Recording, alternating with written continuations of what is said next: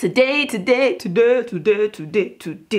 going to be talking about 5 more home workout mistakes that could be killing your results when you're trying to get abs, toned abs, the 11-line abs, and just snatching edges. My name is Kola and you are watching Koboko Fitness. This video is a follow-up to episode 3 in my home workout mistakes killing your results series, where I talked about abs exercises and belly fat exercises. So if you're on a journey to getting flat abs, toned abs, the 11-line abs, this video was made just for you. I'm going to start by focusing on 2 foundational exercises that you may be missing in your ab workout routine. Let's get started. Mistake number 5. You've never done a crunch hold before. What is a crunch hold? A crunch hold is just like a crunch, but you are going to hold in that elevated position for as long as you can. 10 seconds is a good amount. There are some critical tips you need to know to do this exercise correctly, and I will get to those in just one moment. But first, I need to explain why would you want to do a crunch hold when you can just do a good old crunch. It's because when you do crunches, it tends to target the upper part of the abs mainly, and the rest of the core is working, but the upper abs do most of the work. Whereas if you do a crunch hold, it engages the entire core, the deep core muscles, your TVA muscles, your lower abs, your obliques, everything is working together to keep your body in that elevated position. Now, I have to warn you, this is not something to do every single day. It's not even something necessarily to do in every single workout. It's a more advanced maneuver, and some of you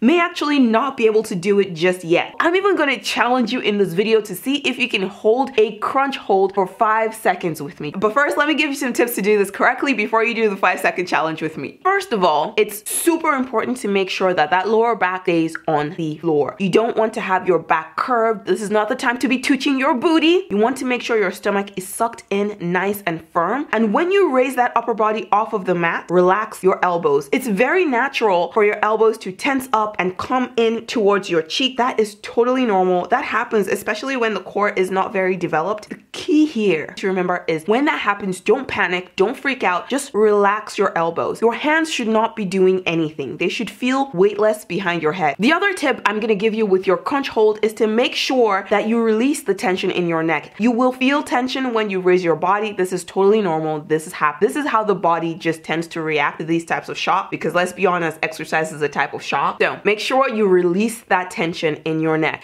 Remember, if you want to see faster development in your core, if you want to get toned, defined abs, and you're really going for that 11-line ab, this is an exercise that you really don't want to skip, and you do want to try your best to learn how to do it and do it once in a while. Okay, try it with me for 5 seconds and see if you can last.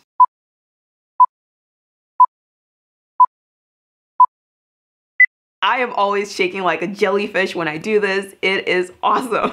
Mistake number 4, you don't know about dead bugs. If you're doing my workouts or any of my workout programs, you will have come across dead bugs at some point. If you haven't come across it yet, you will come across dead bugs. I'm going to give you some tips on how to really get your dead bugs right, make your dead bugs look like they are alive. But first, I need to explain to you why dead bugs are such an underrated exercise, yet so important, and one that you may want to consider adding to your ab workout routine. This particular exercise, dead bugs, is such a wonderful alternative to bicycles. You cannot escape seeing bicycles in ab workouts, including mine, and that's because bicycles are awesome. They're a great ab exercise that works everything: upper abs, lower abs, obliques, core, but it comes with a catch. A lot of people find it difficult to keep their lower backs on the mat. A lot of people do it too fast, not because they don't want to do it slow, but because it's just so painful. You think if you do it faster, it'll be over faster. At least that's how I feel sometimes. If any of that applies to you, or you just want to switch it up, then I definitely recommend doing dead bugs. They are just as effective as bicycles and way less stressful on the body. So let's talk about how to perform dead bugs correctly. I don't know where that accent came from. We're just gonna roll with it. The first thing you want to do is make sure that your fingertips are pointed towards the ceiling. You want your arms to be as straight as you can get them. You want to keep your lower back on the mat. You want your legs to be at a 90-degree angle to your thigh. So it should look like literally the number 7 when you look at your legs. I hope that makes sense. In that position, you are going to gently lower one leg, and there are 2 ways you can do this. You can either allow your leg to touch the mat, no shame in your game, or you can let your leg hover over the mat and then return to the starting position and then do the other leg. You will feel this deep in your soul. It is such an effective exercise, and it is one that I highly recommend. So if you're doing any of my workouts and you see bicycles and you know that they're gonna bother your back, or you know that you're just too tired to do bicycles, you have my permission to do dead bugs instead, because they are just as effective but a lot less stressful on the body. This one is not as effective for targeting your upper abs, but that lower ab area, that belly pooch area, this is a very effective exercise for targeting that part of the ab. Mistake number 3 is one that I'm gonna touch on in another video, but for today, let's just say mistake number 3 is doing V-ups. Listen, there are literally hundreds of different ab exercises that we can do. Skip the ones that cause pain, especially the ones that cause back pain. And one of the ab exercises that is notorious for wrecking people's backs is V-ups. If you can do it correctly and you have the athletic ability to flex your way into the V-up, then by all means do V-ups, because they are a great ab exercise, they are a wonderful mental challenge, and they are highly effective. However, if you're just a regular schmegular average person like myself that is just trying to be healthy and also casually snatch a few edges in the process, you can skip the V-ups and still get results. So if you can do it, do it. If it works for you, do it. But if you're like me, seeing all these CrossFitters doing V-ups and you're thinking that you have to do V-ups in order to get your abs to look like theirs, this is your fairy godmother Cola letting you know that that's just inaccurate.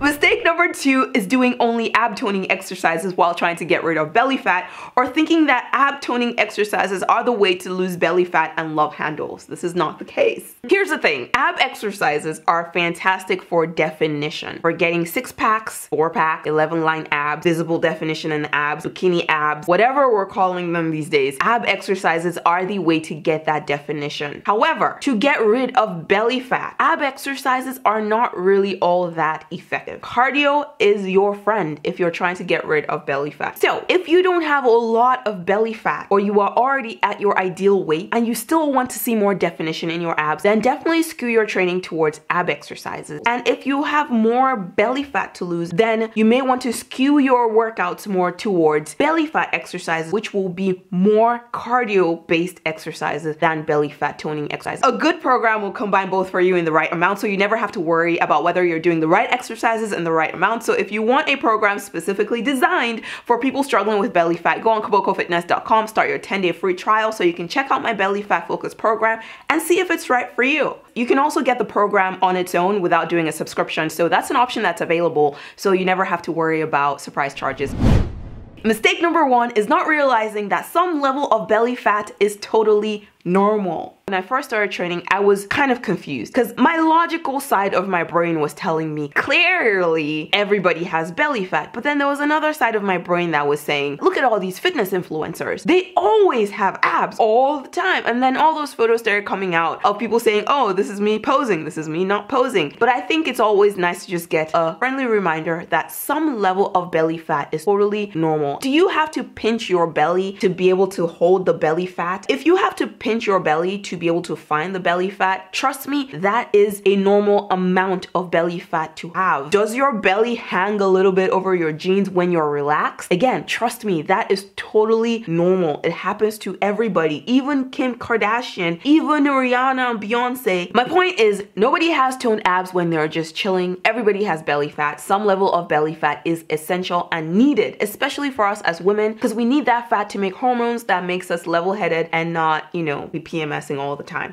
These were some more common ab workout mistakes, belly fat training mistakes that a lot of people make. Have you been making any of these mistakes? Have you not been making any of these mistakes? Save your friends and family, share this video with them on Facebook, subscribe to my YouTube channel if you haven't done so already. I hope this video was super duper helpful to you. Share it with your friends on Facebook. Visit KibokoFitness.com today to start your 10-day free trial and see if my programs are right for you. And I'll see you in my next video.